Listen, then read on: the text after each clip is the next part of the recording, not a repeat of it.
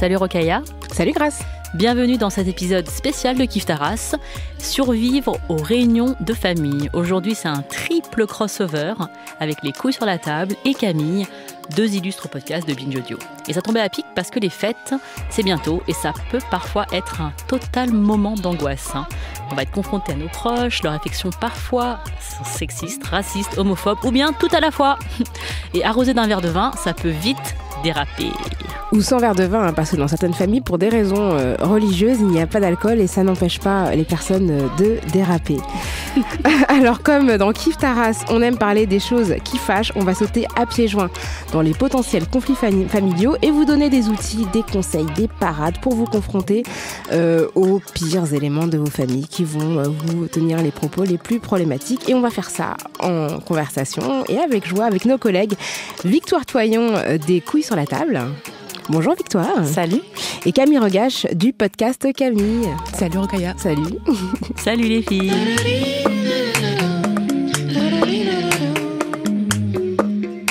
Et pour commencer cet épisode, on s'est dit que c'était une bonne idée de démarrer comme on a l'habitude de le faire dans Kiffe ta race. Alors nous, on a un petit rituel, on demande à nos invités où elles se situent sur le plan racial et je pense qu'on peut le faire de manière plus générale auprès de nos consoeurs Camille et Victoire. Alors, est-ce que vous vous situez de manière générale en tant qu'être social et si oui, comment vous le faites ? Bon alors moi je suis une femme cisgenre, c'est-à-dire que j'ai le genre qui m'a été attribué à la naissance, j'ai 30 ans, je suis blanche, je suis célibataire et j'ai pas d'enfant. Et moi, j'ai décidé de ne pas fêter Noël depuis quelques années. Mais par contre, je fais très souvent des repas de famille, des dîners entre amis, etc. Et en fait, depuis que j'ai lancé le podcast Les couilles sur la table, je ne peux pas passer une soirée, un déjeuner ou une fête tranquille sans qu'on se mette à me parler de féminisme. Et donc, sans potentiellement provoquer d'énormes conflits. Et toi, Camille ? Et moi, je suis aussi une femme blanche cisgenre, sauf que je suis lesbienne. J'ai pas d'enfants. Dans ma famille, on est tous et toutes blanches. Et je crois que je suis bien la seule non hétéro, enfin, en tout cas à ma connaissance. Hein, manifestez-vous si c'est pas le cas. Moi, j'ai toujours adoré. J'adore toujours fêter Noël. Et par contre, quand je retourne dans ma famille, en fait, j'enlève un petit peu mon étiquette féministe lesbienne parce que je vois pas souvent mes oncles, mes tantes, mes cousins, mes cousines. Et du coup, je préfère plutôt prendre de leurs nouvelles plutôt que de lancer de grands débats et finir en claquant la porte. Par contre, sur la question raciste, quand ça part, là, je sais que j'ai un peu des alliés, du coup, on essaie de relever un petit peu. C'est plus simple de parler des questions qui ne me concernent pas que des questions qui me concernent un peu paradoxalement. Alors nous, on a l'habitude de le faire, mais je te propose, pour ceux qui ne nous connaissent pas, qui ne nous écoutent pas dans Kiffe ta race, Grâce, de te définir, et puis je le ferai après. Si ouais, alors bien. Merci de me passer le micro, Rokhaya. Alors moi, je m'appelle Grâce, je suis une femme d'origine asiatique. Ça se voit bien sur mon visage, ça se trompe pas. Généralement, quand je dis que je suis asiatique, les gens me disent pas « Ah bon ?» Ils me disent « Ah ouais ?» Et du coup, moi, même si on n'est pas de tradition chrétienne dans la famille, puisqu'on est plutôt de confession bouddhiste, on a pris l'habitude de fêter les fêtes de Noël en famille. Donc moi, j'ai 3 enfants, donc pour moi, Noël, c'est obligatoire. Parce qu'il y a les cadeaux, parce qu'il y a les réunions, parce qu'il y a les grands-parents qui veulent voir les enfants, etc. Donc il y a vraiment voilà, comme beaucoup de familles, des enfants de mon âge, hein, d'ailleurs. Du coup, les fêtes de famille, ça peut être parfois très douloureux parce que je me retrouve à être confrontée à des propos sexistes, racistes, homophobes, enfin validistes, tout. Moi, je me pose souvent la question de savoir est-ce que j'y vais ou j'y vais pas, en fait. C'est parce que c'est un moment de se retrouver en famille, donc c'est pour kiffer.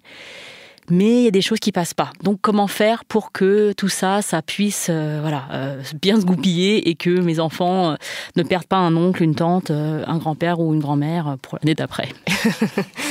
Alors moi, je m'appelle Rokhaya, je suis une femme cisgenre hétérosexuelle, je suis noire, d'origine sénégalaise et donc de famille musulmane, puisque 95% des personnes sénégalaises sont musulmans. Et donc du coup, Noël pour nous, c'était pas du tout religieux. Donc quand j'étais petite, mes parents fêtaient Noël parce que justement, ils voulaient pas nous exclure. On a vu beaucoup de cas d'enfants qui ne fêtaient pas Noël et qui à la rentrée se retrouvaient au milieu des conversations de « qu'est-ce que t'as eu pour Noël ?» avec juste rien. Donc nos parents ont évité, j'ai un frère, de créer ces situations-là. Donc on a fêté Noël pendant longtemps et à l'adolescence, mon frère et moi, on s'est rebellés en mode « non mais c'est pas notre culture, on va arrêter ». Ah ouais. Et donc on a arrêté de fêter Noël pendant hyper longtemps parce qu'on trouvait que c'était n'importe quoi et qu'on avait nos cultures et qu'on avait l'Aïd 2 fois par an et que c'était pas la peine de fêter Noël parce que c'était de la colonisation et compagnie. Et donc, et puis on s'est remis étant adulte refêter Noël, mais voilà, j'ai un rapport assez lax à Noël. Je l'ai beaucoup fêté à l'étranger, je l'ai fêté aussi au Sénégal, mais c'est assez marrant parce que là-bas c'est une fête, mais comme une fête quoi. C'est pas du tout un truc traditionnel, etc. Déjà il y a un truc marrant, c'est que là-bas les Pères Noël sont noirs. Bah oui. Non, mais en fait, non, mais c'est trop bizarre. Et du coup, c'est vrai qu'il y a quelque chose de plus, de plus souple. Mais effectivement, les réunions de famille, c'est quelque chose d'assez courant, surtout qu'on est dans des situations de famille recomposées. Nous, c'est beaucoup de familles immigrées, donc les cousins, c'est pas forcément des cousins, mais des gens de la communauté. Donc ces questions-là se posent énormément parce que il y a les traditions qui se mêlent effectivement à ce qu'on peut vivre nous en tant que Français. Puisqu'on est toutes françaises, je crois, toutes les 4 autour de la table. Et donc, toutes les 4, on est confrontés, comme vous qui nous écoutez, certainement à des situations de repas de famille, de dîner entre amis, de soirées, de fêtes, etc., où il y a des sujets importants qui sont abordés, des questions politiques, etc. Donc, on s'est dit, bon, comment est-ce qu'on répond à tout ça ? Parce que plus on a des convictions, plus on a des opinions formées sur un certain nombre de sujets, et plus aussi il y a des choses qui peuvent nous heurter, ou plus il y a potentiellement des situations conflictuelles. Bon, d'abord, ce qu'on s'est dit en préambule, c'était que, bon, d'abord, le conflit, c'est pas forcément mal. Hein. Il s'agit pas d'éviter le conflit à tout prix, etc. Parfois, le conflit est nécessaire, parfois, il est inévitable. Mais ce qu'on s'est dit aussi, c'est qu'en fait, il y a un truc que moi, j'ai appris, c'est que, et trop tardivement, à mon avis, c'est qu'en fait, on a toujours le choix de rentrer dans une conversation ou non.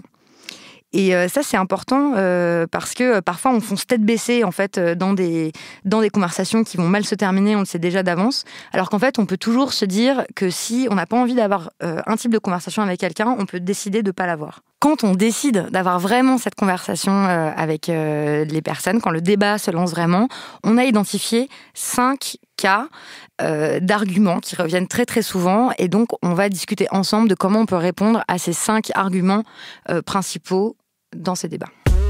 Non mais c'est pas comme ça autour de moi, hein. Enfin perso j'ai jamais vu ça, hein. Donc c'est de dire non mais ma chef ma chef c'est une femme, ah bah moi chez nous j'en fais beaucoup plus que ma femme à la maison, ça c'est quand c'est un mec qui parle, en disant mais regarde autour de nous, la charge est hyper équilibrée, voilà. Ma fille elle est dans un collège hyper mixte, il y a des blancs, des blacks, des beurs, tout le monde s'entend hyper bien, il n'y a pas de racisme, etc. Voilà, donc ça c'est quand on parle de situation structurelle, on va dénoncer le patriarcat, on va dénoncer un système raciste, un système validiste, etc. Et que la personne à qui vous parlez vous dit « ça ne correspond pas à la réalité que je vis, donc c'est faux ce que tu racontes ». Alors qu'est-ce qu'on répond à ça ? Moi, je me suis dit que face à cet argument-là, en fait, ça sert à rien de nier les perceptions de la personne. C'est-à-dire qu'on est personne pour lui dire non mais n'importe quoi, tu te rends pas compte de telle ou telle chose, etc. Puis elle te croira pas en fait. Ouais, voilà. C'est son vécu. Donc, et c'est son vécu, donc il s'agit pas du tout de nier le vécu des gens. C'est comme les mecs qui me disent non mais moi je souffre, c'est hyper difficile pour moi et tout machin. Gars, ok tu souffres, je vais pas remettre en cause le fait que tu souffres, d'accord. Mais nous on meurt donc. Oui, exactement. Voilà, fin de l'épisode. Mais par contre, allez merci. Par contre, non, en fait, ça me semble être un biais super courant, c'est-à-dire de faire de son cas personnel, individuel, une situation générale et de pas arriver à comprendre le concept d'exception. C'est-à-dire, oui, peut-être que toi, dans ton couple, tu en fais plus que ton épouse à la maison. Néanmoins, cette situation n'est pas représentative de celle de la majorité des gens. Et c'est vrai que face à ça, il faut avoir des chiffres, des statistiques, etc., qui remettent les pendules à l'heure. Et donc ça, il faut être prêt avec des arguments et des chiffres et compagnie. Mais en fait, c'est reconnaître dans un premier temps le vécu de la personne individuelle et ensuite lui expliquer que ça ne correspond pas forcément à la majorité des cas. Je pense à ça aussi, à cette femme qui m'avait dit mais moi, j'ai jamais rencontré aucun problème de sexisme, jamais. Moi, tout s'est bien passé dans ma carrière. Je n'ai jamais été harcelée dans la rue. Je ne comprends pas de quoi vous parlez. Quand t'as quelqu'un autour de la table qui te dit en fait moi je vois pas de quoi tu parles parce qu'en fait oui bon peut-être qu'il y a de l'homophobie mais moi j'en ai jamais vu autour de moi, enfin mon pote gay m'a jamais raconté ça ou des choses comme ça, la personne ne vous voit vraiment pas. Et c'est aussi une caractéristique d'LGBT, c'est qu'on n'est pas visible, c'est-à-dire que quand t'es racisé oui on voit que t'es différent entre guillemets. Quand t'es une femme pareil, généralement ça se voit plutôt bien à part des rares cas où vraiment tu es extrêmement androgyne ou etc, t'as un passing qui est pas celui de ton genre. Quand tu n'es pas vu, quand tu n'existes pas, moi en fait c'est pas marqué sur ma tête que je suis lesbienne, en fait les gens ne se rendent pas compte. Donc par définition en fait si les gens disent j'ai pas vu qu'il y avait de l'homophobie autour de moi, c'est normal parce qu'en fait les gens déjà ne se déclarent pas comme LGBT. Au travail par exemple t'as 50% de LGBT qui feront pas leur coming out dans un milieu professionnel. Donc en fait c'est possible que la personne qui me dise ça en disant moi j'ai pas d'homophobie autour de moi, elle sait déjà même pas en fait que peut-être sa collègue ou son collègue il n'est pas hétéro. Donc déjà, ça fait déjà un énorme biais pour comprendre qu'il y a de la violence parce que les gens qui sont concernés le disent pas. Ils font pas tout leur coming out et c'est pas un problème. On a le droit de pas faire son coming out pour se protéger de plein de choses, un coup émotionnel, de tout ce qu'on veut. Mais du coup, c'est vrai qu'on ne le dit pas. Et moi, je vais pas non plus dire directement quand je rencontre quelqu'un, bah oui, en fait, la violence lesbophobe que je reçois, c'est celle-là. T'as pas forcément envie d'en parler. T'es plutôt en train de dire ce qui est positif aussi vis-à-vis de toi. Donc, t'es pas en train d'annoncer tout ce qui va pas. Par contre, si quelqu'un dans votre repas vous dit, bah moi, je vois pas en fait, je vois pas cette violence-là autour de moi, bah essayez peut-être de lui demander, bah ok, tu connais des gens qui sont concernés autour de toi? Oui, non. Si c'est oui, bah tu leur as déjà demandé, tu en as déjà parlé. Ouais, moi je fais ça aussi des fois avec les situations sexistes et tout. Et ça marche vachement parce qu'ils se disent ah non, j'ai jamais demandé en fait à Michel si en fait il avait eu un souci en disant qu'il était avec son conjoint quoi. Et peut-être qu'en fait ils vont y repenser à une discussion plus tard et peut-être ça va rentrer en discussion. Michel va lui dire bah ouais quand j'ai fait mon coming out au travail c'était une vraie galère quoi. Et là elle va se dire ah ok c'est aussi autour de moi. Et s'ils en connaissent pas bah du coup faut aussi leur dire bah en fait ça, là les chiffres ressortir quoi. Il y a quand même une personne sur deux qui a déjà eu des actes qui a déjà subi un acte homophobe. Donc, en fonction de la situation, aussi dire, bah, tu le vois pas, c'est normal. C'est pas toi, c'est normal, parce qu'en fait, on le dit pas. Si tu demandes aux gens, ils vont te dire que oui. Mais c'est un peu la même logique quand des gens qui vont te dire, mais pourquoi tu dis toujours que t'es noire? Moi, je te vois pas comme une noire. T'as envie de dire, bah, écoute, moi, j'aimerais bien ne pas me voir comme une noire, mais c'est quelque chose qui m'est rappelé de manière quotidienne. Et d'une certaine manière, quand tu me dis, tu ne me vois pas comme une noire, comme une arabe, comme une asiatique, ça veut dire que tu ne vois pas ce que je subis, et donc tu me nies en tant que personne. Tu sais que c'est pas vrai. Je veux dire, les gens, ils voient bien que t'as pas la même couleur de peau qu'eux, et dans d'autres circonstances, tu vois que, bah, c'est les mêmes qui vont, quand ils vont rentrer de vacances, ils vont dire ah j'ai la même couleur que toi, tu vois, donc bien sûr que t'as remarqué que j'étais noire. Et du coup tu vois c'est quand les conversations sont inconfortables, ils ne veulent pas voir que tu es noire, mais quand il s'agit d'un truc cool associé à la culture entre guillemets noire, et bien là tout de suite c'est c'est pas du tout invisible quoi. Et ça aussi c'est tu sais, la parade de j'ai un ami noir, tu sais, cet argument que les gens y sortent, quand on dit ah mais non, mais moi j'ai un ami noir, il m'a pas du tout raconté ça, je suis pas du tout au courant. et peut-être que, comme tu disais Camille, si on pose la question à cet ami, ce token ami là qui est là partout, peut-être que c'est dire j'ai un ami raciste. et plutôt que projeter constamment sa propre perception de la vie sur l'ami noir, c'est-à-dire que ah bah moi Rokhaya m'a jamais parlé de ça, donc je pense qu'elle a pas vécu ça. Mais en fait, si je lui pose la question, je saurais si Rokhaya a vécu ça ou pas. Je vais pas juste projeter ma propre vie sur elle en se disant bah moi j'ai pas vécu ça, on m'en a pas parlé, donc ça veut dire que parce que je sais tout d'elle forcément. Non, en fait, il y a aussi une question de respecter l'autre comme étant une personne humaine, avec son propre vécu, et pas juste notre relation avec cette personne-là.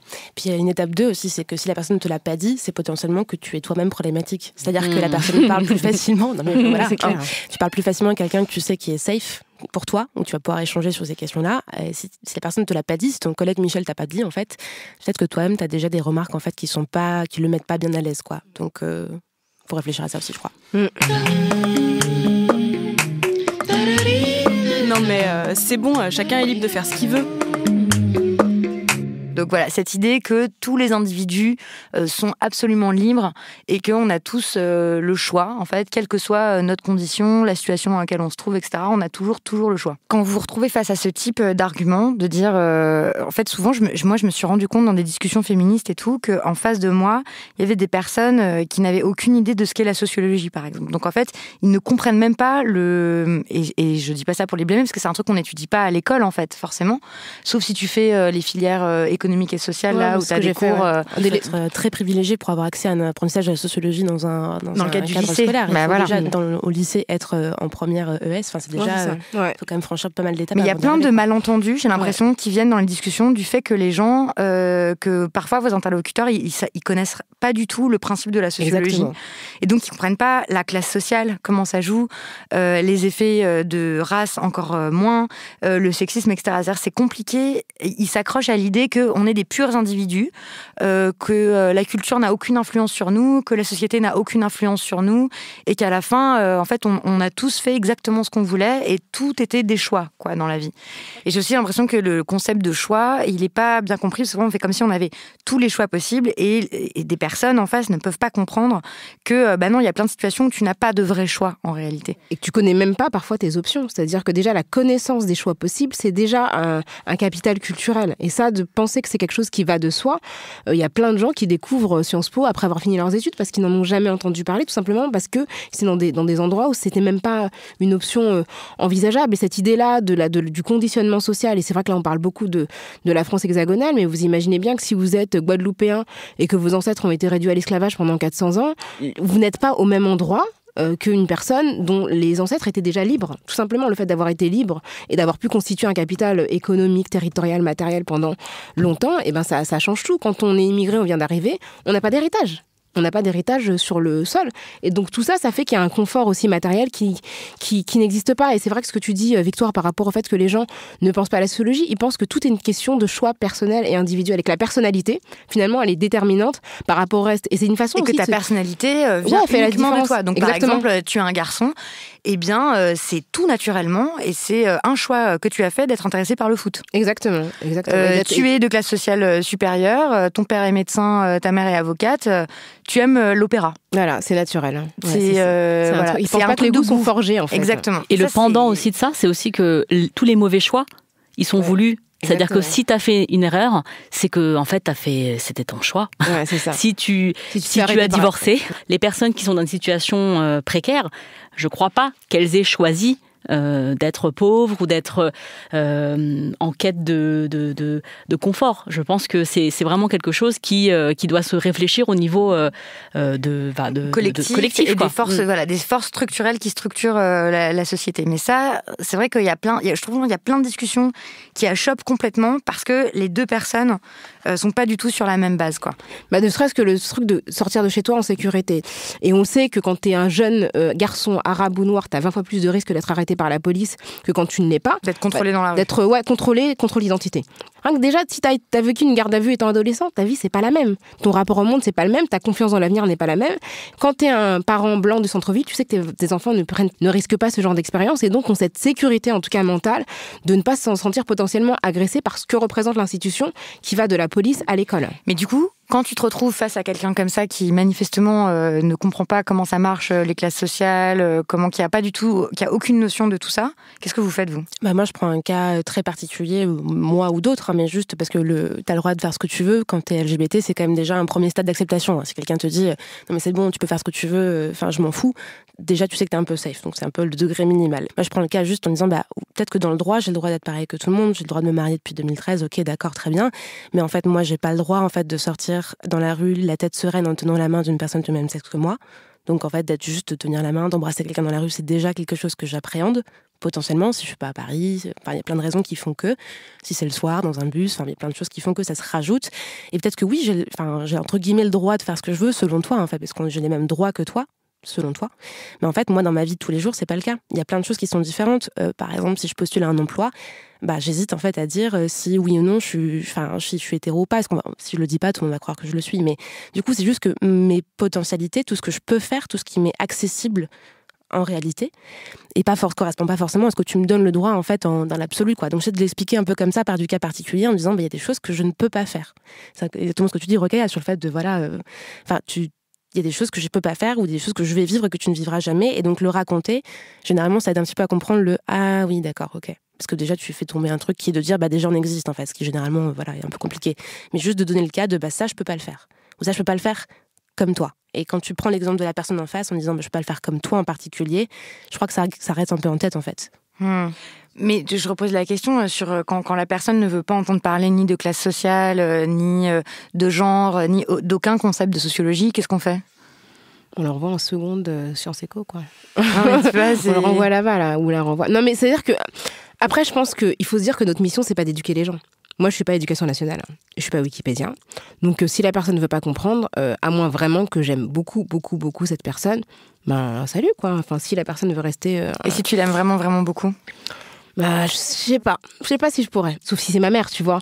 Mais parce que là, c'est un truc qui est inconditionnel et qui est pas rationnel. Je pense qu'il y a plein d'auditoristes, c'est leur mère, leurs parents, leur père, tu vois, qui veut pas entendre, en fait, qui veut pas entendre parler ni de féminisme, ni de classe sociale, ni de quoi que ce soit. Oui, sauf que je pense que en tout cas, moi, je pense que c'est des personnes qui t'aiment vraiment. Elles sont sensibles à tous les arguments que tu vas pouvoir mobiliser par rapport à la peur. Quand tu dis que tu as peur de sortir de chez toi, de vivre certaines situations parce que tu es lesbienne, parce que tu es une femme, etc.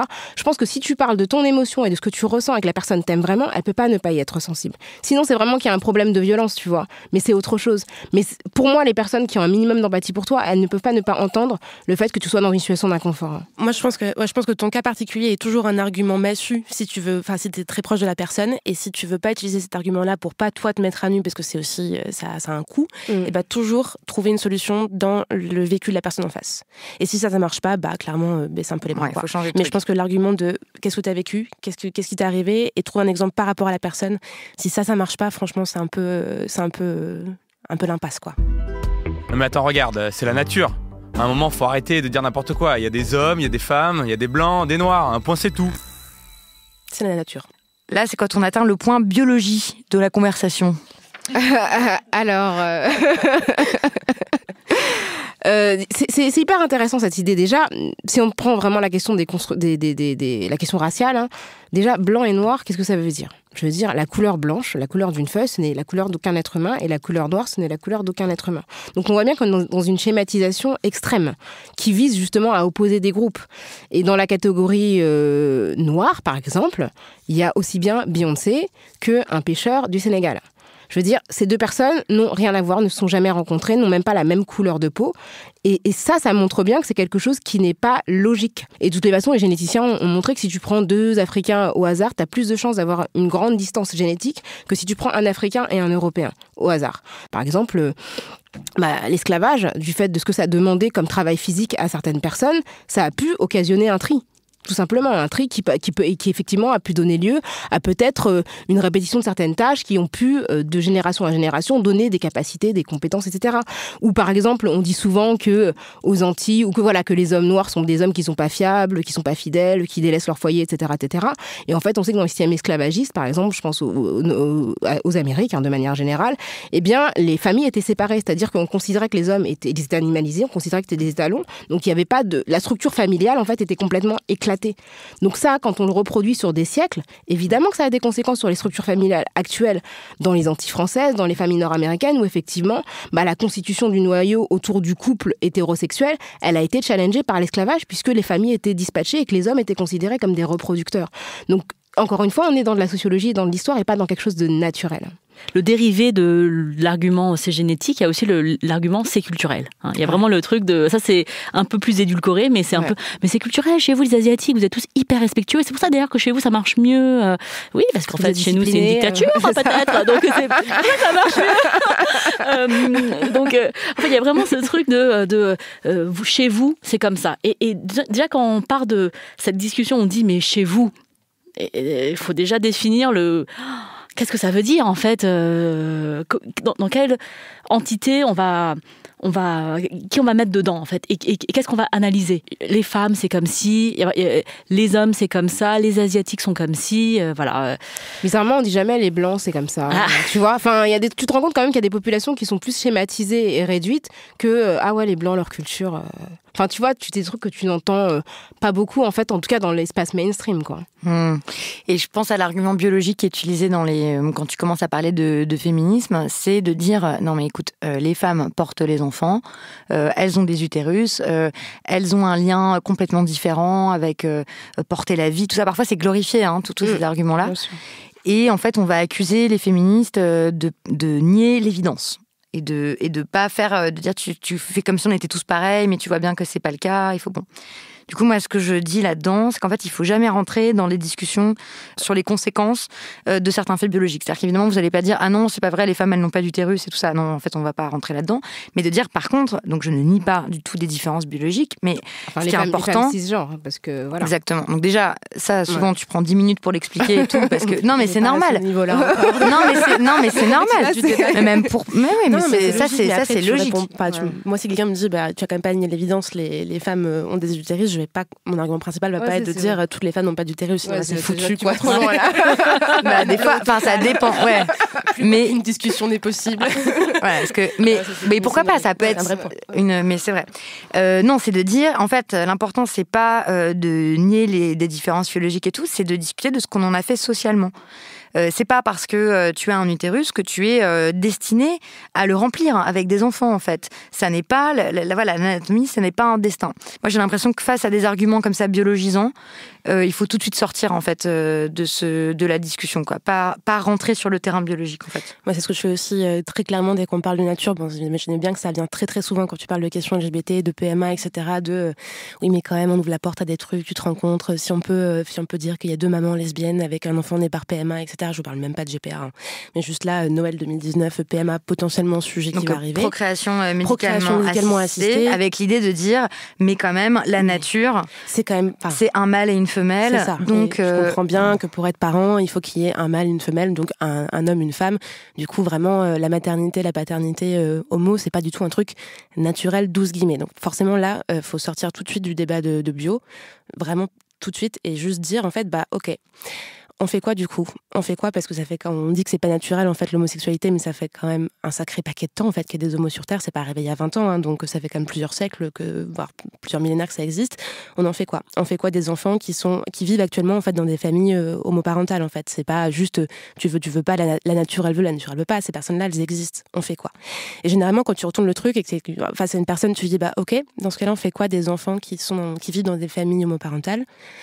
Et la personne, elle est un peu emmerdée, parce que soit elle est obligée de sortir un argument qui est vraiment clairement, très caricaturalement homophobe, en mode non, ça devrait pas exister. Là, du coup, généralement, s'il est un peu poli, il le fait pas trop, quoi. Enfin, du coup, il est un peu emmerdé en disant ah ouais, c'est vrai que s'il existe déjà, il faut quand même qu'on trouve une solution, quoi. Et moi, je trouve que c'est une manière assez subtile de ramener les gens dans le truc en disant c'est pas qu'on veut ou on veut pas, elles sont là en fait. Elles sont sous ton nez tous les jours, tu les vois, tu peux entendre des parents qui témoignent. Si c'est déjà là en fait, qu'est-ce qu'on fait, quoi. Et donc du coup, quand tu retournes le truc, il est obligé de trouver des solutions pour que ça existe. Généralement, c'est un peu creepy, ça peut être creepy. Mais ça peut aussi être une manière de les ramener vers un peu, c'est l'évidence, quoi. Elles sont là, donc il faut qu'on encadre par le droit, par plein de choses, en fait, pour que ça puisse exister dans un cadre de société qu'on a choisi, quoi. Et ça, c'est l'argument le plus facile, quoi. Tu peux un peu faire l'analogie, je trouve, historique avec les mariages qui étaient interdits entre les personnes qui n'étaient pas de même groupe ratio. Tu vois, justement, l'idée que c'était contre nature, que c'était scandaleux, ça abattardissait la race, etc.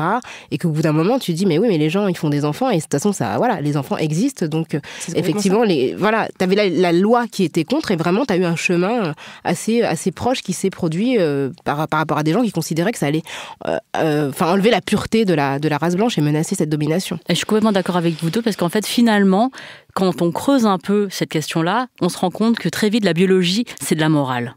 C'est-à-dire que c'est pas du tout une question scientifique, mais c'est une question morale. Mais tout fout le camp. Si on autorise ça, alors il va se passer ça. Et il y a vraiment une question beaucoup plus... parce que finalement, que ce soit le sexisme, les questions homophobes, les questions raciales, il en va de l'ordre du monde. Il en va de l'ordre du monde actuel. Et si on ébranle ça, mais on ne sait pas ce qu'on aura demain, ça pourrait être pire qu'aujourd'hui.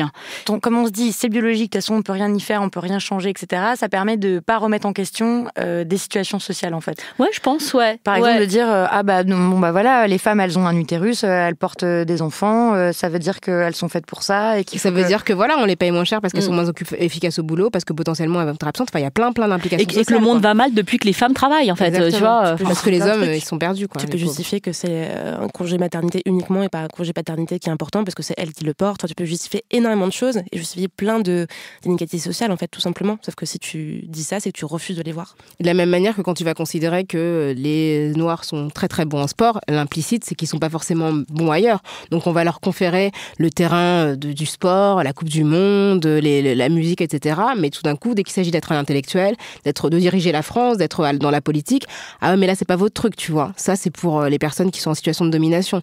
Et du coup, c'est une manière aussi de garder la même répartition des rapports de force. Ouais, quand tu dis c'est biologique, donc on peut rien y faire, donc on peut rien changer, donc voilà. Ça clôt le débat directement, en fait. C'est une manière de clore le débat. Et c'est facile, ça rassure, en plus.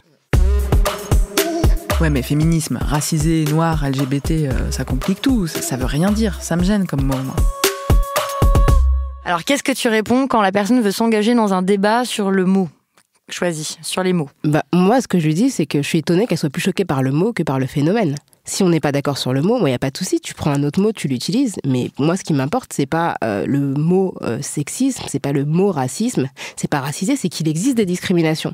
Et si la personne est capable d'investir plus d'énergie dans le mot que pour lutter contre les discriminations, moi j'ai un souci. Je lui dis, ok, d'accord, le mot, tu veux en débattre, mais qu'est-ce que tu fais concrètement pour lutter contre les discriminations ? dis-moi ce que tu fais au quotidien. Mais la personne, généralement, elle est un petit peu embêtée, quoi. À partir du moment où on accepte que, bah oui, je suis pas noire, ma peau en réalité elle est marron, mais bon, politiquement je suis noire, bah on avance, on va pas faire des, oui, t'es marron clair, t'es machin, etc. Non, en fait, je appartiens à un groupe qui est considéré comme des noirs, qui va des gens très très clairs, qui sont beiges, à des gens qui sont noirs, bleutés, etc. Non, il faut qu'on soit pragmatique, à mon avis. Ouais, donc c'est de refuser de discuter du mot, quoi, quand on oppose ces arguments-là. Moi, j'ai pas envie, en tout cas. Moi, j'essaie de comprendre, en fait, pourquoi ils aiment pas ce mot-là. Par exemple avec féministe. Par exemple avec féministe, c'est vraiment typiquement quelqu'un me dit non vraiment toi t'es féministe, sous-entendu t'es une radicale qui brûle des soutifs encore version il y a 50 ans quoi. Et je dis bah ok mais parlons féminisme, parlons de toi, tu fais la vaisselle, que des trucs très très concrets et là en fait la personne dit oui bah ouais j'en ai marre, c'est moi qui fais tous les cadeaux de Noël, mon gars il fait rien, tout ça, tu fais ah bah là-dessus on est d'accord tu vois et du coup trouver des points où on est d'accord et à la fin tu dis hey, big reveal, c'est du féminisme ça aussi. Il fait ah c'est ça, ouais c'est cool. Du coup c'est prendre point par point en disant bah ça t'es d'accord, ça t'es d'accord, ça t'es d'accord. Bah en fait on est d'accord à 90% toutes les deux. C'est juste que t'as pas le même mot que moi. Du coup pourquoi tu refuses de prendre ce mot si on est d'accord sur tout? Et là tu peux arriver à la question de pourquoi le mot tu le refuses quoi. Après sur les questions LGBT c'est encore plus différent parce que ces mots ils sont imprononçables. Pour quelqu'un vienne me voir et me dise salut t'es lesbienne, vraiment rien que prononcer le mot lesbienne, je pense qu'il faut des années en fait pour que la personne arrive à le prononcer quoi. Il y a toujours des 12 000 circonvolutions etc. Donc c'est un peu différent. Quoi, on dit quoi, t'aimes les filles? Bah ça va être toujours, mais c'est incroyable la manière dont les gens peuvent arriver à le faire de manière très très très édulcorée quoi. Genre t'as quelqu'un, enfin des trucs comme ça quoi. Enfin, vraiment c'est tout le temps. Et c'est pas grave, mais juste si quelqu'un arrive à prononcer le mot, dans ma famille, s'il prononce le mot, putain, mais c'est une victoire, mais de ouf. Du coup, c'est un peu différent. Du coup, ils ne disent pas forcément, bah, lesbienne, ça me dérange, mais peut-être qu'il y a aussi des mots qu'ils n'arrivent pas à prononcer ou qu'ils prononcent mal, parce que c'est aussi des insultes, en fait, tout simplement. Les mots qui définissent, en fait, les vécus LGBT, c'est des mots d'insultes. Gay, pour certaines personnes, c'est une insulte. PD, ça l'est tout le temps. Gwyn, ça l'est quand même très très souvent. Lesbienne, c'est imprononçable et pourtant c'est le mot le plus neutre. Donc en fait, ce rapport au mot, il est un peu différent quand on parle d'invisibilité et de mots pour la définir. Il y a des mots, des fois, qui sont perçus comme des insultes alors qu'ils ne le sont pas. Par exemple, arabe. Bien sûr. Les gens ont l'impression que... Ouais, c'est ça, au noir, les gens vont dire black, ils savent pas trop. Oui. Donc ils ont peur de nous insulter. Parce qu'ils ont l'impression, parce que les questions sont tellement épineuses que du coup, ils savent pas trop comment dire, et donc ils sont face à nous, ils savent pas Renoir, black, machin, etc. Et du coup, ça aussi, c'est-à-dire qu'on n'a pas suffisamment dans l'espace public mobilisé ces termes de manière neutre, en fait, pour en faire quelque chose qui ne soit pas chargé et qui mette pas les gens mal à l'aise. Et du coup, dans un repas de famille, faut le dire, quoi. Genre, juste lâcher, oui, je suis lesbienne, oui. Et le dire en disant, voilà, en le disant, tu donnes le tampon en disant, c'est OK pour que tu le dises, en fait. Ça, c'est le bon mot. Garde-le avec toi, ressors-le quand tu dois le sortir, en fait. C'est un peu le rôle qu'on peut avoir aussi dans ces mots-là, quoi. Et si vous n'êtes pas sûr de quelque chose, posez la question tout simplement. C'est-à-dire que moi, avant de connaître une personne noire adulte avec qui j'ai dit mais est-ce que en fait noir c'est possible, c'est OK, et ben elle m'a pas tapé la personne, elle m'a juste dit oui, bah tu peux dire noir, ce n'est pas un gros mot, etc. Non mais ça va, on peut en débattre. Oh là là, on peut plus rien dire aujourd'hui. C'est un grand classique quand même. C'est un grand classique. Moi, ça m'arrive pas en famille, mais ça m'arrive souvent à Paris avec des groupes de potes, de soirées, etc. De gens qui sont en fait des spécialistes du débat comme sport. C'est juste parce qu'ils adorent débattre de tout, de rien. Mais tu peux débattre, pour eux, on peut débattre de politique, de PMA, de tout ensemble. En fait, c'est la même chose. Et en fait, c'est pas la même chose. C'est-à-dire que tu parles pas de la même manière de tel ou tel sujet avec une personne qui est concernée ou pas. En tout cas, ça, c'est mon point de vue. C'est-à-dire que moi, j'adore débattre juste pour le plaisir de débattre, la rhétorique, de trouver des arguments, des contre-arguments, faire une espèce de match de ping-pong. Mais quand ça me concerne pas ou que ça concerne pas la personne en face, on peut débattre de la politique extérieure de la France à 23h dans une soirée de manière un peu posée. C'est OK. Par contre, quelqu'un qui va débattre de PMA, par exemple, avec moi de la même manière, c'est pas OK. Parce qu'en fait, quand il va sortir tous les arguments possibles et inimaginables juste pour contrer ce que je vais dire, en fait, cette personne-là, elle se rend pas compte que moi, ça m'atteint personnellement. On parle de mon vécu, de ce que je vais, de mes attentes, de mon rapport à moi-même, d'inégalités que je vis au quotidien, de discussions que j'ai peut-être tout le temps avec les gens, parce que comme je suis concernée et que, les lesbiennes, il n'y en a pas 12 000 non plus out, donc les gens n'en parlent pas souvent. Moi, je parle tout le temps de PMA. Et ben, ils se rendent pas compte que c'est un coup. C'est un vrai coup pour moi, en fait, et je peux pas parler de la même manière de ces sujets-là avec eux, quoi. Oui, mais du coup, qu'est-ce que tu dis quand la personne te fait comme si va te lancer le débat comme si discuter de la PMA pour lui c'est du sport, et pour toi qu'est-ce que tu dis? Un jour ou l'autre arrive l'argument de en fait c'est du vécu, quoi. Pas forcément de mon vécu, je raconte pas forcément moi, ma vie, mon œuvre, tout ça, on s'en fout, mais juste de rappeler c'est des personnes en fait. quand on parle de féminisme, t'as quand même plein de gens qui parlent de féminicide, sans mettre le mot, mais qui parlent juste ah oui, non mais il y a des gars quand même aussi qui se font frapper par leurs femmes. À un moment donné, ramener dans le débat qu'il y a des femmes qui en meurent, et quand même beaucoup plus que des gars, ça fait du bien, quoi. Ramener du sensible, et je peux juste dire, mais attends, on n'est pas en train de débattre d'un chiffre, on débat de 100 X personnes, je sais pas quel sera le compte quand on diffusera l'émission, personnes qui sont décédées. On n'est pas en train de parler d'un truc qui n'est pas palpable, quoi. Ouais, moi je pense que là je suis d'accord vraiment avec ce que tu dis, parce qu'il y a vraiment une notion de respect et d'empathie dans les discussions, surtout que dans les réunions de famille ou entre amis qu'on peut avoir, plus que dans un débat sur Facebook ou sur une chaîne de télévision en continu. C'est comme quand on dit des choses avec soi-disant humour, c'est-à-dire que maintenant, et je reprends l'exemple de Myriam Levin qui nous a dit ça dans un des épisodes de Kif Taras sur être juive et française, elle a dit à un moment, elle n'a plus peur de dire que ce n'est pas drôle, en fait, que les choses ne sont pas drôles. Ça aussi, c'est bien de et dire elle n'a pas envie. C'est pas drôle. Et voilà, c'est pas drôle, ça ne me fait pas rire. Et elle a dit, et moi, j'ai appliqué ça ensuite en me disant, mais moi, j'ai pas besoin d'être validée par Michel Leb, par exemple. Si je le trouve, si j'ai pas besoin de rire à toutes les blagues de tous les gens que je trouve pas drôles. Et ça m'exclut peut-être temporairement d'un cercle, mais de toute façon ce cercle-là je n'en veux pas, je ne veux pas être dans cette mais quand c'est dans ta famille qu'on fait des blagues sexistes et tout, on va dire Vic, j'arrivais de ne pas, franchement c'est bon, détends-toi, ça va, t'as pas d'humour, tu dis non, désolé, je suis très détendue. Moi, des fois ça m'arrivait de dire non, désolé, j'ai vraiment aucun humour, ça me fait pas rire du tout. Non, mais t'as le droit de dire je fais pas de ça, en fait. Ouais. C'est pas drôle, c'est pas de l'humour, en fait. Et après, t'as la technique de dire explique-moi ce qui est drôle. Non, je n'ai pas d'humour, du coup, tu veux bien m'expliquer ce qui est drôle. Ça, c'est la technique. C'est super bien, ça. Parce que du coup, ça oblige la personne à déconstruire un minimum son propos et en tout cas à être confrontée au ressort qu'elle utilise pour faire rire. Pour terminer, donc voilà la réponse à 5 cas qui arrivent très très souvent dans ce genre de conversation, des propositions de parade. On a quand même quelques conseils complémentaires. Je n'ai pas oublié que l'alcool, souvent, ne prépare pas à des discussions spécialement ouvertes, sereines et constructives. Même si, voilà. Que c'est bien, on s'est dit aussi que c'était bien d'identifier des alliés dans des conversations. De voir les gens qui hochent la tête parfois d'un air entendu, qui disent pas beaucoup, de peut-être les prendre à partie, de dire toi qu'est-ce que t'en penses, etc. Ça c'est bien d'identifier des alliés. Parfois dans la cuisine, il y a des discussions qui sont bien plus intéressantes pour repérer les alliés que autour de la grande table, quoi. Ça paraît con à dire, mais les solutions sont souvent les personnes, les individus.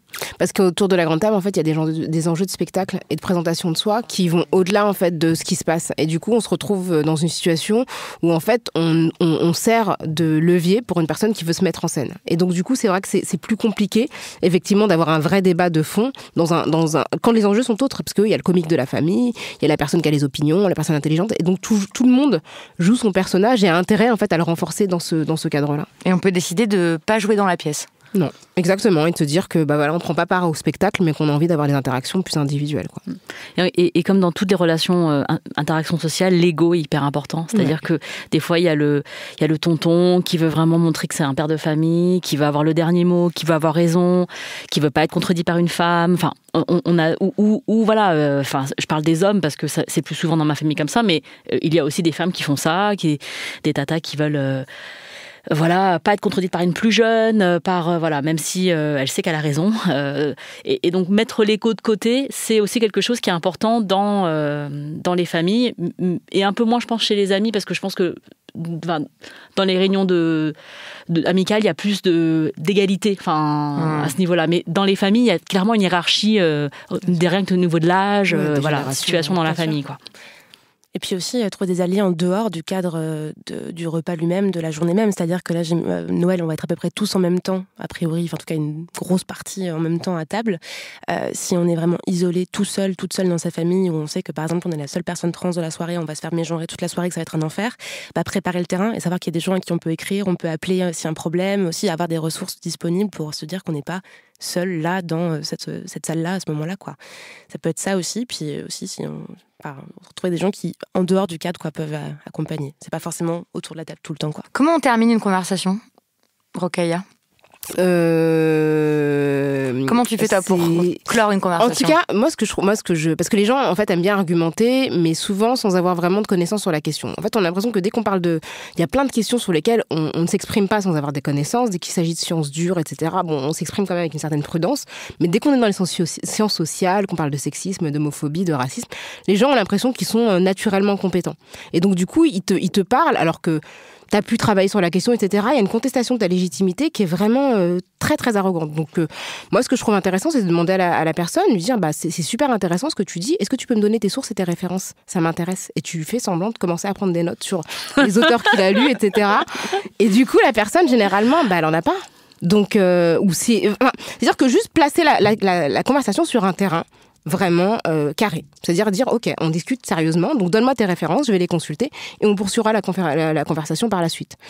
Et généralement, les gens, oui, tu te rends bien compte que et c'est pas pour avoir l'air condescendant, etc., mais c'est juste pour dire qu'on parle sérieusement, en fait. Si tu veux, soit on discute entre potes, etc., si tu veux qu'on parle sérieusement, on parle sérieusement. Moi, j'aime bien comme technique aussi de recommander, en fait, de dire, écoute, voilà, là, on a passé assez de temps à discuter, mais tu sais, il y a tel livre qui détaille ça, si tu veux, je te donne les références. Voilà. Et j'ai une petite question subsidiaire comme ça, à laquelle je pense. Qu'est-ce que vous faites quand on vous dit non mais arrête, t'es trop agressive, j'aime pas du tout, parlons autrement, pourquoi tu t'énerves, pourquoi, quand la personne vous fait remarquer votre émotion ou qu'est-ce que vous faites? C'est compliqué. Moi, je suis toujours très énervée quand de toute façon on en arrive là, quoi. Parce que déjà, quand la personne le remarque, c'est que je suis déjà énervée et c'est souvent pour me dire, on peut rien dire avec toi, de toute façon maintenant. Puis en même temps, moi, je sais que ils savent que je suis la radicale de service. Hein, tu vois, j'ai plus besoin. Puis avant, j'avais un peu honte de ça, mais maintenant, j'ai plus honte. Donc, je me dis juste, écoute, si tu veux pas parler, on parle pas. Enfin, mais ouais, j'ai pas de réponse à ça. Ouais, je crois que moi, ça m'arrive souvent de dire. Oui, en fait, je suis en colère et du coup, je pense que c'est pas un bon moment pour poursuivre cette conversation. Évidemment, comme je suis folle de rage, je ne le dis pas aussi calmement, mais je propose qu'on arrête là. Ce qui peut être intéressant aussi, c'est de donner des chiffres, d'être vraiment factuel, donner des chiffres qui viennent de l'administration sur les contrôles aux faciès, sur les violences sexistes, sur les discriminations à l'embauche. Ça, tu vois, c'est incontestable, c'est des chiffres qui sont produits par le gouvernement et par les différentes institutions. Et du coup, les gens, à moins de contester vraiment la République, là, on est vraiment sur quelque chose, c'est un projet aussi, hein, je veux dire, c'est pas interdit, mais c'est un autre registre, quoi. Ouais, donc d'apprendre, en fait, la technique, ça peut aussi être d'être bien préparé à certains débats en apprenant des chiffres clés par cœur. Et puis, pour terminer, on va clore cet épisode avec, comme dans les couilles sur la table, avec quelques recommandations d'œuvres d'art, mais aussi de ressources qui peuvent vous aider, vous nourrir, etc. Qu'est-ce que tu recommandes, toi, Grace? Alors moi, je pense que j'ai adoré regarder cet épisode de Master of None de la saison 1. C'est l'épisode Thanksgiving. Ah ouais, il est génial. Donc avec Aziz Ansari, Lena Waithe et... comment elle s'appelle? Angela Bassett, voilà. Et vraiment, c'est un épisode qui a été primé au Emmy Awards, ouais. Voilà, ouais. Parce que il y a une progression en fait sur plusieurs années de Thanksgiving et donc et de ces personnages qui se disent beaucoup de choses, et je pense que ça reprend pas mal de choses qu'on a dites aujourd'hui. En plus, c'est des personnages racisés, LGBT, donc il y a beaucoup de choses. Il y a un coming out, il y a des choses qui sont pas difficiles à dire, pas faciles à accepter pour les parents, et une question de génération, voilà. Et j'ai trouvé que c'était une sensibilité incroyable, et ça faisait du bien de pouvoir voir des gens fêter ça en famille d'année en année et de eux progresser. Moi, je vais rester dans les séries aussi, mais je vais être plus hexagonale. Je recommande la série Scam France, en particulier les saisons 3 et 4, qui, la saison 3 est centrée sur un personnage homosexuel, un jeune. En fait, c'est une série qui se passe dans le cadre d'un lycée, où des personnages se côtoient, et en fait, au fil des saisons, on a un des personnages qui devient le personnage principal et central. Et donc, c'est une série qui est destinée aux ados, mais je trouve qu'elle se regarde. Et donc dans la saison 3, c'est un garçon qui est homosexuel, et donc c'est tout ce que ça implique dans son quotidien. Et dans la saison 4, pour la première fois, on a une jeune fille, en fait, une ado qui est musulmane et qui porte un hijab, et qui est aussi d'origine africaine. Et je trouve ça bien que ce soit juste une ado, qui a des problèmes d'ado, qui a une famille normale, donc qui veut pas l'opprimer, la marier de force, l'exciser, etc. Donc qui aime son enfant de manière tout à fait normale. Et c'est la première fois que je vois une intrigue complète autour d'un personnage qui est à la fois noir et musulman, et qui est juste un personnage auquel tout le monde peut s'identifier sans observer des problématiques exotiques. Et donc du coup, c'est une manière d'ancrer dans la France des figures minoritaires, mais en vérité très très communes, quoi. Et je trouve que pour le coup, c'est une belle réussite de France Télévisions. Ça va être la période de Noël, il va y avoir plein de films, de téléfilms de Noël, de films de Noël tout court, enfin plein de trucs qui vont passer à la télé. Regardez le seul, je crois, film de Noël lesbien, Carole, de Todd Haynes. Une histoire d'amour du coup qui se passe à Noël, qui est hyper beau. Donc voilà, si vous voulez vous occuper pendant les vacances en faisant une pause avec votre famille, vous pouvez regarder une très très belle histoire d'amour lesbienne. Et sinon, de manière plus utile, dans votre quotidien, allez voir l'Insta de Aggressively Trans, qui est tenue par une femme trans qui s'appelle Lexi, qui fait un super travail de mise à disposition des informations sur la cisnormativité, sur représentation des personnes trans, sur la transphobie administrative et sur comment être une bonne alliée, une bonne alliée pour des personnes trans, et c'est utile, je pense, à la période de Noël, parce que c'est des personnes qui ont souvent quand même un gros souci avec leur famille, qui ont du mal à accepter en fait leur transition. Donc voilà, si vous avez des personnes concernées autour de vous, allez voir Aggressively Trans pour être une bonne personne qui accompagne les personnes trans. Et moi, j'ai plein de ressources. Non, mais vas-y, j'en prends que 2. Alors, vous allez probablement avoir un débat en cette fin d'année avec vos amis ou votre famille sur faut-il séparer l'œuvre de l'artiste ? Polanski, tout ça. Oui, mais alors Céline. Oui, mais alors... Bon, je trouve que le podcast Quoi de meuf avec Clémentine Gallo, elles ont fait un super récap de tous les arguments qu'on peut avoir dans cette discussion et de comment y répondre et des questions que ça pose, etc. Donc je conseille ça. Et je conseille le manuel de communication non violente qui s'appelle « Les mots sont des fenêtres, sinon ce sont des murs ». Génial comme titre. Qui est un classique en fait, manuel de communication non violente. C'est bien et ça. Qui peut, ouais vraiment, en fait. C'est le sous-titre de l'épisode du coup en fait. Bah, je suis pas contre. Enfin, ça dépend. Parfois, la violence peut être nécessaire. Parfois, le conflit peut être nécessaire, comme je le disais au début. Néanmoins, il y a plein de conflits évitables. Et il y a plein de façons de se comprendre les uns les autres profondément, voilà, et de dépasser des différences ou des dissensions qui sont superficielles. Donc je trouve que c'est une bonne ressource pour ça. Et j'en ai plein d'autres à dire, mais on n'a plus trop le temps. Mais je vais les donner sur le site internet. Voilà, on espère que ce guide de survie aux fêtes de famille, ça va vous servir potentiellement là, en cette fin d'année. Si vous avez des remarques à nous faire, des questions à nous poser, vous pouvez nous écrire sur nos adresses mail respectives. Donc il y a lescouillessurlatable@binge.audio, kiftaras@binge.audio et Camille@binge.audio. N'hésitez pas à parler de cet épisode autour de vous, si vous a été utile ou pas, si vous êtes d'accord, si vous n'êtes pas d'accord. On est, comme vous l'avez entendu et observé, ouverte au débat, donc on vous attend aussi sur nos réseaux sociaux.